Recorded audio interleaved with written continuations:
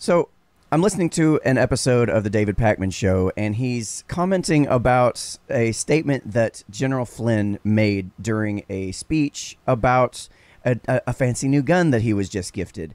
And there was this weird, like, attitude of, like, I'm offended by this somehow. Like, this is dangerous. I can't believe people are saying stuff like this in front of people.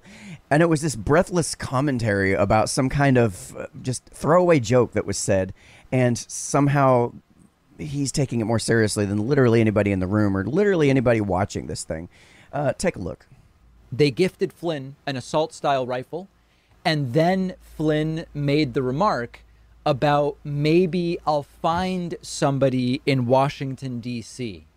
Let's take a look at the video. That's awesome. And tell us about your gift. Yeah. So we were trying to come up with a rifle that we thought was appropriate for a general.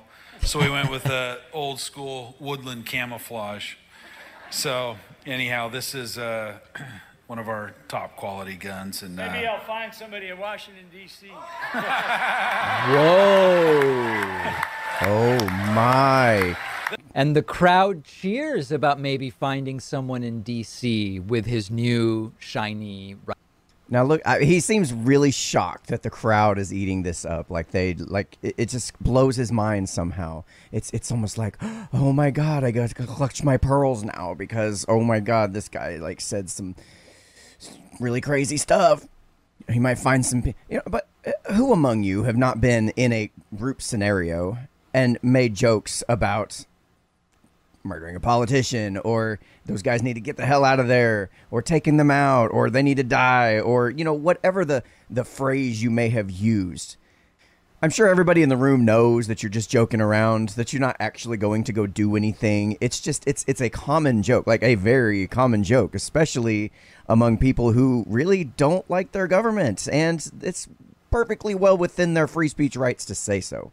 Now, I want you to watch how he poisons the well with a number of things that have absolutely nothing to do with this comment.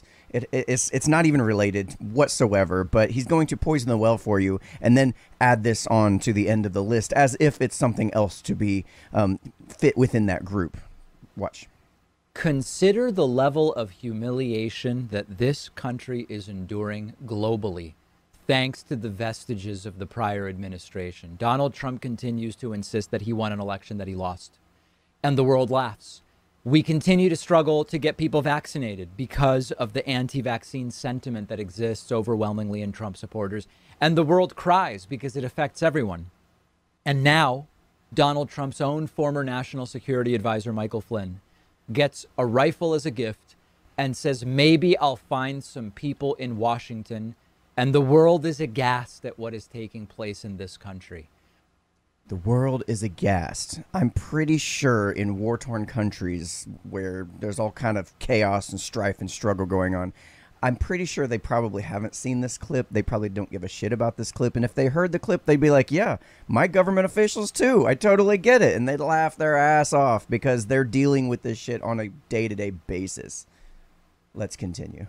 Rachel Vindman, the wife of whistleblower Alexander Vindman, was among those who rightly denounced Flynn on Twitter. She said that Flynn should, quote, be recalled to active duty and court-martialed. So we need to bring him back because he made a statement that sounds terrible. We need to bring him back into the military, put him back on active duty, and then court-martial him. Like, what in the hell are you, like, this is the kind of shit that just, I mean, we act like we're super offended by the things that were said, but yet when our own side does the same shit, it's like it doesn't even cross your mind. It doesn't even register with you. For example, how many times have we been talking about January 6th, but you look at all the other riots that are going on and not a word is said. You look at similar riots that happened at the Capitol. Nothing said. McCaffrey said this is putting the country at risk. I have never heard anything like this in the last 100 years. This is completely irresponsible. You know what's putting the country at risk? Probably all of the gaslighting that's constantly going on, constantly demonizing the other side. I mean, this happens on both sides. This isn't just a one-way street, obviously. I mean, we call them libtards and maggots. Like, are you kidding me? Like, these are the kind of terms we come up with for one another. And you want to act like one guy making a statement at a QAnon conference is going to make the difference between life and death of the country, but ignore everything else that's been going on in the meantime, all of the little skirmishes and battles and things, all of the little riots, all of the huge issues that have been going on that constantly keep people at odds with one another.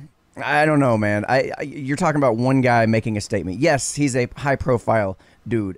Yes, he's got a lot of people that hear these things and might think that they are, oh, he's hilarious. That's great stuff. Yeah, we definitely need to have some kind of movement, a coup against our government. Guess what? Yes, there's always going to be those people, and I imagine those same percentages of people exist on both sides. A small percentage of the population thinks that we should overthrow the government. That's kind of like classic Americanism, if you ask me. I mean, as far as I can tell, that's kind of how we got here to begin with. This is completely irresponsible, provocative language. And quite frankly, if this was anybody but who it is, a former Trump administration official, but if it was some random guy, I suspect the FBI or local law enforcement would be immediately investigating comments like this. Okay, now when you say some shit like that, you got to be kidding me. I'm just sitting here thinking about just a random guy. Again, going back to that conversation you've had with your work buddies or sitting around the house about, oh yeah, we need to go take those guys out in office, whatever.